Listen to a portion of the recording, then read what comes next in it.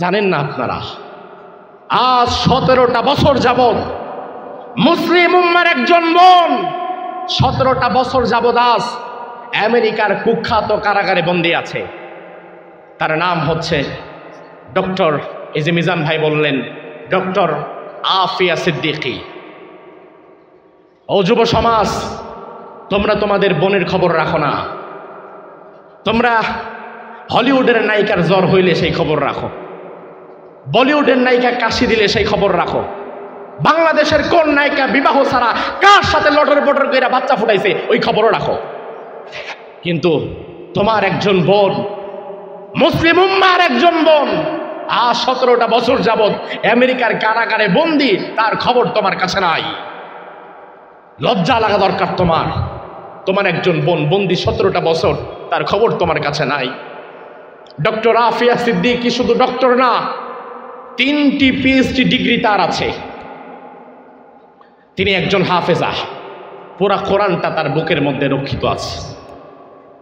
সারা পৃথিবীব্যাপী ইসলামের কাজ করার জন্য তিনি মনোনিবেশ করেছিলেন। আমেরিকার সহ্য হয় নাই, তার কারণ আমেরিকা টার্গেটে থাকে। যখন যার দাওয়াত সমাজে সবচেয়ে বেশি প্রভাব বিস্তার করে, তখন আমেরিকার গোয়েন্দারা তাকে টার্গেট করে ফেলে। এটা হচ্ছে তাদের একটা সিস্টেম। আমেরিকা দেখলো ডক্টর আফিয়া সিদ্দিকী 3টি পিএইচডি ডিগ্রি তার আছে, একজন কোরআনের হাফেজা, একজন ডক্টর, গোটা পৃথিবীতে দ্বীনের দাওয়াত ছড়িয়ে দিচ্ছে। যাকে দেখে মুসলমান নারীরা তাদের ঈমানকে বৃদ্ধি করছে, ঈমানকে শক্ত করছে, তখন আমেরিকা তাকে গুম করে ফেলল। আমেরিকা তাকে গুম করে পরবর্তীতে তাকে কুখ্যাত কারাগারে হস্তান্তর করলো। 17টা বছর যাবৎ তিনি সেখানে বন্দী। তার বাচ্চাদের সাথে তার কোনো দেখা সাক্ষাৎ নাই, তার স্বামীর সাথে তার কোনো দেখা সাক্ষাৎ নাই। অবশেষে গত বছর 16 বছর পরে, এখন 17 বছর, গত বছর ছিল 16 বছর পর গত বছর ডক্টর আফিয়া সিদ্দিকীর বোন তার সাথে দেখা করার জন্য অল্প কিছু সময় সুযোগ পায়। 16 বছর পর বোনকে দেখতেছে। 16টা বছর একজন বোনের সাথে আরেকজন বোনকে দেখাও করতে দেয় নাই।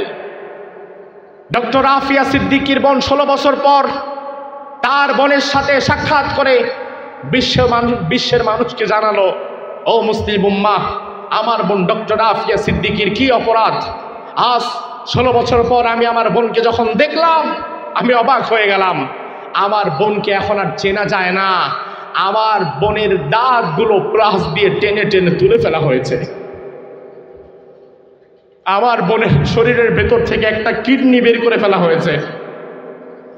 হিংস্র কুকুর দিয়ে তাকে কামড়ানো হয়েছে, 1000 বার তাকে ধর্ষণ করা হয়েছে।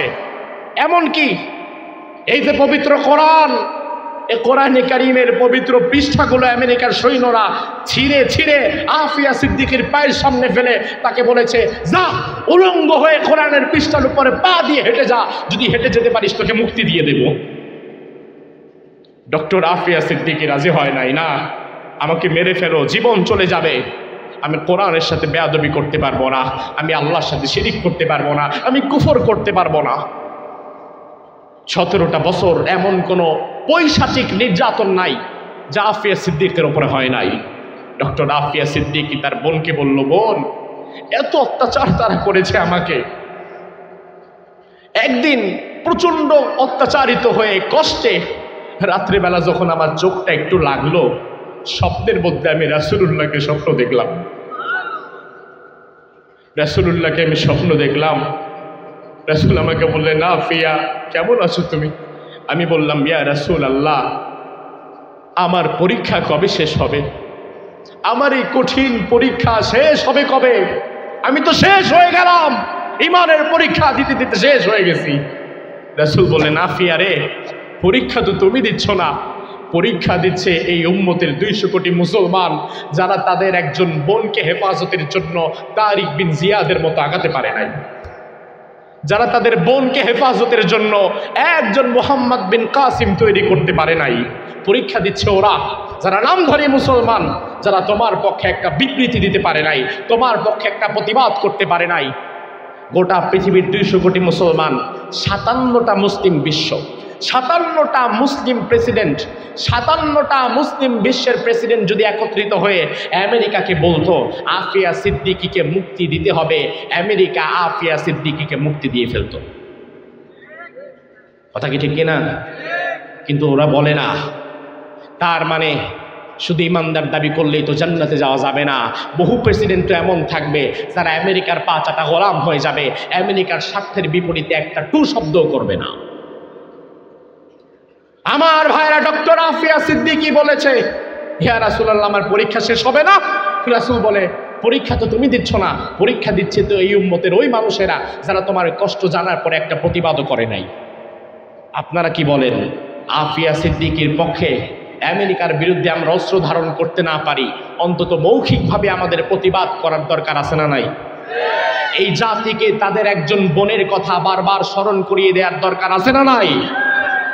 আফিয়া সিদ্দিকীর মুক্তির আগে হাজারবার আমরা আপনাদেরকে এই কথা স্মরণ করিয়ে দিতে চাই, হাজারবার আমরা আপনাদেরকে জানিয়ে দিতে চাই, আমাদের একজন বোন বর্তমানে আফিয়া সিদ্দিকী আমার দৃষ্টিকোণ থেকে ১৫০০ বছর আগের সুমাইয়ার মতো হয়ে গেছে। ঠিক কিনা? ইসলামের জন্য, দ্বীনের জন্য কতটা অত্যাচার আর কষ্ট নির্যাতন সহ্য করছে, অথচ আমরা সেই মুসলিম উম্মাহ। আপনাদের কি কষ্ট হচ্ছে বেশি? আর 5টা মিনিট মনোযোগ থাকবে তো ইনশাআল্লাহ? লক্ষ্য করেন, আমরা সেই মুসলিম উম্মাহ, যে মুসলিম উম্মার মানুষেরা এক সময় একজন নারীর ইজ্জতের হেফাজতের জন্য স্পেনে আক্রমণ করে গোটা স্পেন দখল করে নিয়েছিল। আমরা সেই মুসলিম উম্মাহ, নিজেদের ইতিহাস ঐতিহ্য আমরা ভুলে গিয়েছি, যার ফলে বাঘের জাতিরে, সিংহের জাতিরে, গরুর বুট খাওয়া জাতি এখন ভয় দেখায়। বুঝে না পাবলিক? আমরা তো সিংহের জাত, মুসলমান ছিল বাঘের জাত, ইমানদার ছিল বাঘের জাত।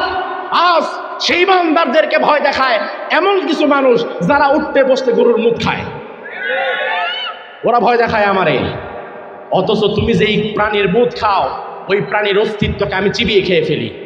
আমি সেই মুসলমান, আর তুমি আমারে ভয় দেখাও। আজ হাতি কাদায় পড়লে নাকি চামচিকাও লাথি মারে, মুসলমানের অবস্থা তেমন হয়ে গেছে। মুসলমানরা আজকে চামচিকাও লাথি মেরে যায়। অমুসলিম উম্মাহ শুনে নাও, স্পেন বিজয়ের ইতিহাস দেখো।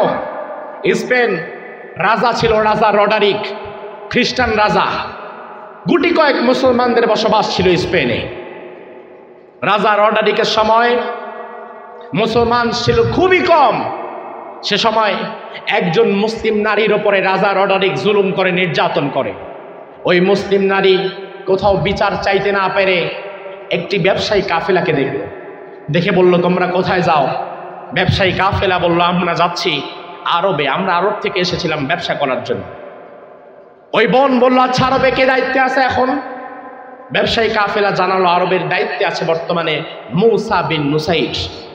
ওই বোন সাদা একটা কাগজ নিয়ে চিঠি লিখল, চিঠিটাকে ভাঁজ করে দিয়ে বলল, ভাইরে তোমরা তো আরবে যাবা, আমি স্পেনে তোমাদের একজন মুসলিম বোন, আমি আরবে যেতে পারবো না, তবে আমার চিঠিটা আরবে দায়িত্বে যে আছে তার হাতে পৌঁছে দিও, এটা আমানত।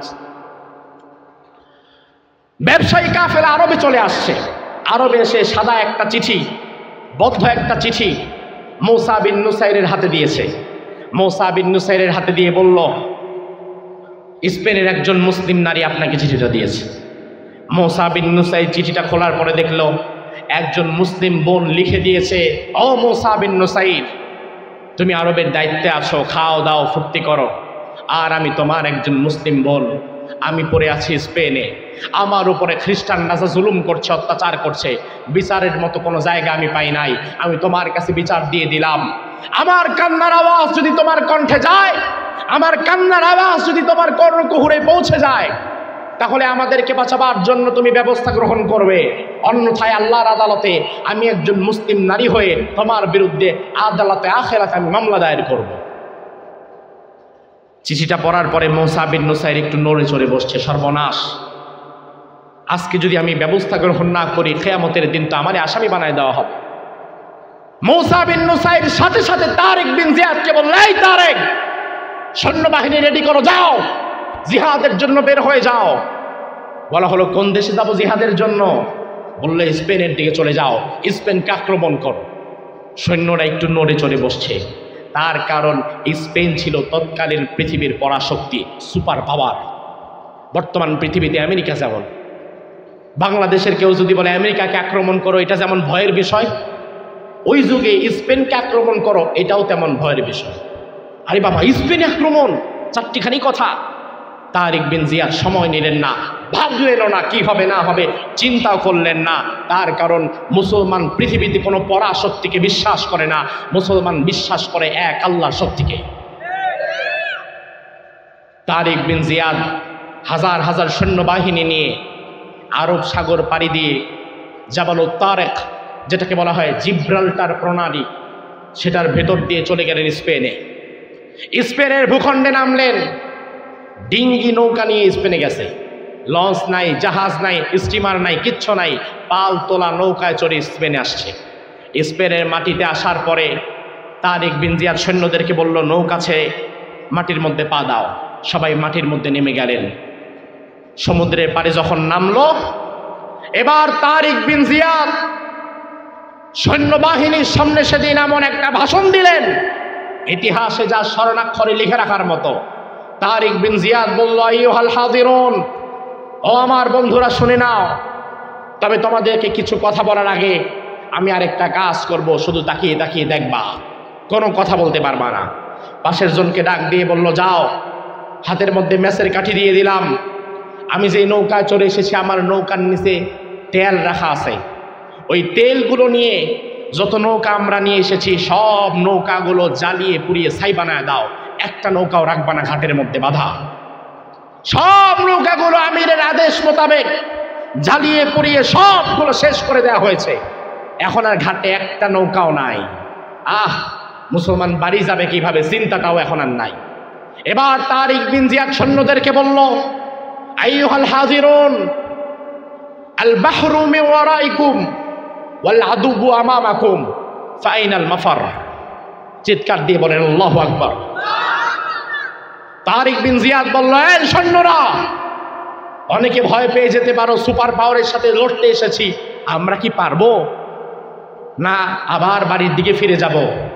এই ভয় তোমাদেরকে শয়তান দেখায় দিতে পারে, ভয়ের মতো জায়গা রাখি নাই। আমাদের পেছনে ক্ষুধার্ত সাগর, যাওয়ার কোনো রাস্তা নাই, সাগরে গেলে ডুবে মরবা, আত্মহত্যা করা হবে। আর সামনে রয়েছে রাজা রডারিকের দুর্ধর্ষ বাহিনী, পেছনে গেলে পেছনেও মরবা, আর সামনে গেলে জিহাদ করতে হবে। হয়তো আজকে জিহাদ করে কোরআনের আওয়াজকে, কালিমার পতাকাকে স্পেনের জমিনে আমরা বুলন্ডিত করে দিয়ে যাব, আর নয়তো শহীদ হয়ে স্পেনের জমিনে আমরা মরে পড়ে থাকবো। এছাড়া যাওয়ার আর কোনো জায়গা আমাদের আজকে আর নাই। সৈন্যবাহিনী চিন্তা করলো, পেছনে তো যাওয়া যাবেই না, সামনে যাওয়া ছাড়া কোনো উপায় নাই। সবাই একসাথে বলল, হাসবুনাল্লাহু ওয়া নি'মাল মাওলা ওয়া নি'মান নাসির, আমাদের আল্লাহ যথেষ্ট, আর কাউকে আমাদের দরকার নাই, আপনি চলেন, আমরা আপনার সাথে আছি। মুসলমান যখন হাতে হাত রেখে একসাথে মার্চ করতে করতে আল্লাহর নামে তাকবীর দিতে দিতে তলোয়ারটাকে সামনে ধরে সামনে আগাতে লাগলো, রাজা রডারিকের বাহিনী যখন খবর দিল এই অবস্থা, মুসলমানরা তো আল্লাহর তাকবীর দিতে দিতে সামনে আসতেছে, শুধু ধুলাবালু উঠতেছে আর কিছুই দেখা যাচ্ছে না, রাজা রডারিক প্রাণে বাঁচার জন্য যুদ্ধ করা বাদ দিয়ে পালায় চলে গেছে। স্পেন মুসলমানদের হাতে চলে এসেছে। ওই স্পেন মুসলমানগণ 800 বছর শাসন করেছে। 800 বছর পরে আবার স্পেন মুসলমানদের হাত থেকে চলে গেছে। কখন চলে গেছে আগে দেখেন। স্পেন মুসলমানদের হাতে এসেছিল তখন যখন মুসলমানেরা একজন নারীর সম্মান হেফাজতের জন্য হাতে তলোয়ার নিয়ে ছুটতে পেরেছে তখন।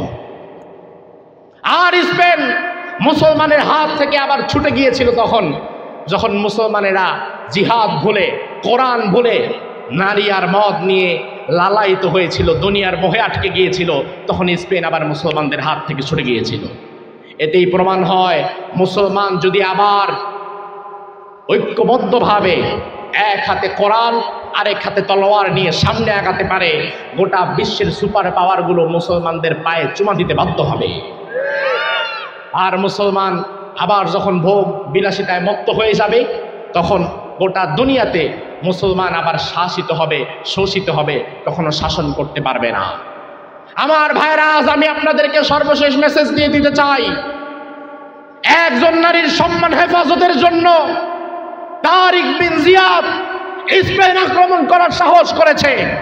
আজ ডক্টর রাফিয়া সিদ্দিকীর মতো পৃথিবীর নানান প্রান্তে আমাদের কত বোনেরা কাঁদছে, বাঁচতে চাইছে। তাদের জন্য মুসলমানদের মধ্য থেকে, যুবকদের মধ্য থেকে একজন তারিক বিন জিয়াদ আর তৈরি হচ্ছে না, একজন খালিদ বিন ওয়ালিদ আর তৈরি হচ্ছে না, একজন মোহাম্মদ বিন কাসিম আর তৈরি হচ্ছে না। আমি আজ আপনাদেরকে বলে দিয়ে যাই, দুনিয়ার মোহ মায়া বিলাসিতায় মত্ত না হয়ে আপনি দাঁড়িয়ে যান, অন্যায়ের বিরুদ্ধে আপনি দাঁড়িয়ে যান। আপনি হাজার হাজার মাইল ধরে ডক্টর রাফিয়া সিদ্দিকীর জন্য কিছু করতে না পারেন, অন্তত এতটুকুতে আপনি ঐক্যবদ্ধ থাকেন। আমার দেশে, আমার সমাজে, আমার গ্রামে কোনো নারীর উপরে, কোনো বোনের উপরে, কোনো মায়ের উপরে কোনো অত্যাচার আমি হতে দিব না। আমি আমেরিকায় যেতে পারবো না, আমার বোনকে যদি হেফাজত করতে নাও পারি, আমি আমার নিজ দেশে একজন তারিক বিন জিয়াদের ভূমিকায় দাঁড়িয়ে যাব। অন্যায় আমি কোথাও হতে দিব না, ঠিক কি না? আমার ভাইয়েরা, সর্বশেষ মেসেজ দিয়ে যাই, আজ সময় এসেছে, আবার আল্লাহ তাআলা আমাদেরকে সময় দিয়েছে, আল্লাহ সুবহানাহু ওয়া তাআলা আমাদেরকে সময় দিয়েছে। এই সময় হেলায় খেলায় কাটালে চলবে না, এই সময় আমাদেরকে কোরআন নিয়ে আগাতে হবে। এখন সময় এসেছে এমন, হেলায় খেলায় সময় কাটাবার দিন শেষ। আগামীতে আমাদেরকে গোটা পৃথিবী যদি শাসন করার স্বপ্ন আমরা দেখি, এক হাতে তলোয়ার আর এক হাতে কোরআন নিয়ে খালিদ বিন ওয়ালিদ আর তারিক বিন জিয়াদের মতো কারা কারা আল্লাহর পথে ঈমানের পরীক্ষা দিতে পারবে? হাত তুলে আল্লাহরে দেখাও।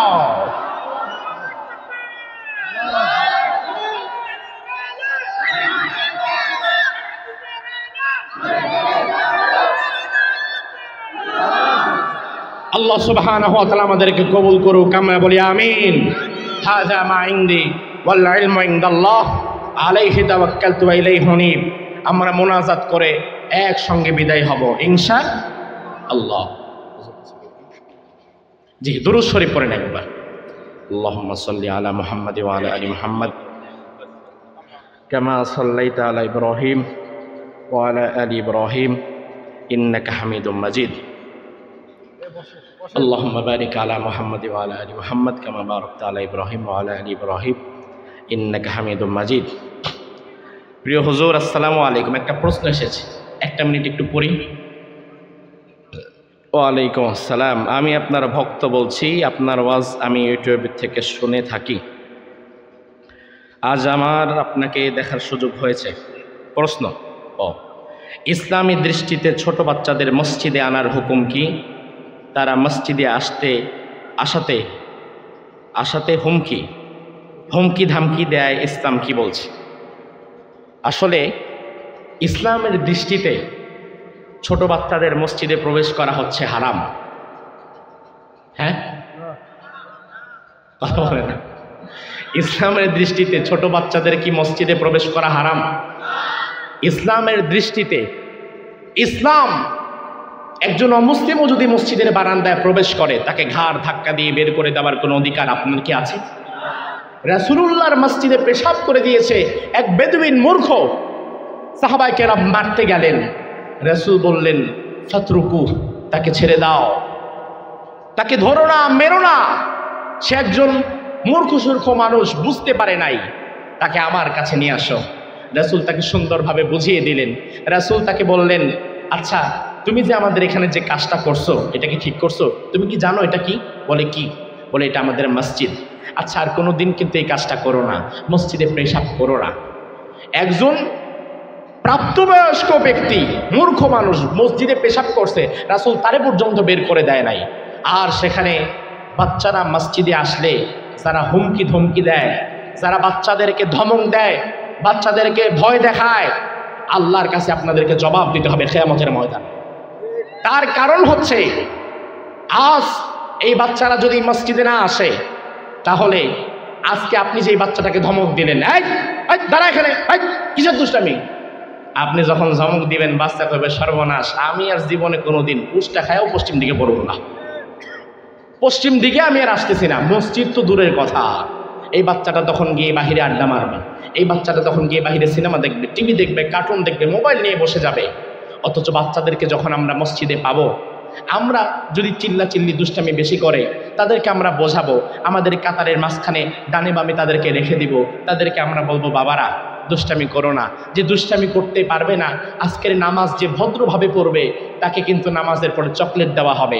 আরে মসজিদের মধ্যে যদি আপনারা 100 টাকার এক বক্স চকলেট কিনে রাখেন, এক সপ্তাহ পার হয়ে যাবে, 2-3 বক্স রাখলে একটা মাস পার হয়ে যাবে।